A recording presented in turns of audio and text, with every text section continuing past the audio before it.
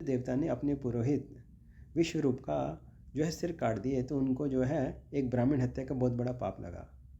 तो जिसकी वजह से उन्होंने 1 साल तक बहुत ज़्यादा सफ़र किया। और 1 साल के बाद पृथ्वी माता ने इंद्र को कहा कि तुम जो अपना 25% पाप जो मुझे दे दो। और बदले में उन्होंने वरदान मांगा कि जहाँ जहाँ जिस जिस स्थान पर जो गड्ढे बन जाते हैं वो जो गड्ढे फिर से भर जाएं। आप देखते हैं कि धरती पर जिस जिस स्थान पर गड्ढे बन जाते हैं वो ऑटोमेटिकली फिर कुछ टाइम बाद वो फिर से जो भर जाते हैं। लेकिन 25% पाप जो धरती माता ने उसका लिया था, उसकी वजह से आप देखते हैं कि धरती पर बहुत जहाँ जहाँ जो सूखा है, जो बंजर भूमि है, वो इंद्र के पाप के कारण है।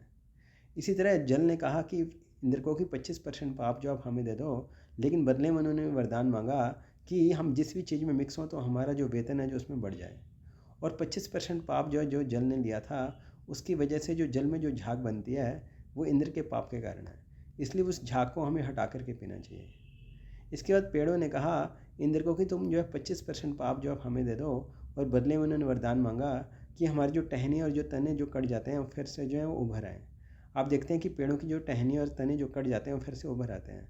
और 25% पाप जो उनको लगा था, इसकी वजह से जो जो पेड़ों के अंदर जो गोंद निकलती है वो इंद्र के पाप के कारण है। शास्त्रों में लिखा है कि उस गोंद को जो हमें खाना नहीं चाहिए, लेकिन वो जो गोंद है वो मेडिसिन में प्रयोग होती है। और स्त्री जाति ने कहा इंद्र को कि तुम जो है 25% पाप जो है हमें दे दो।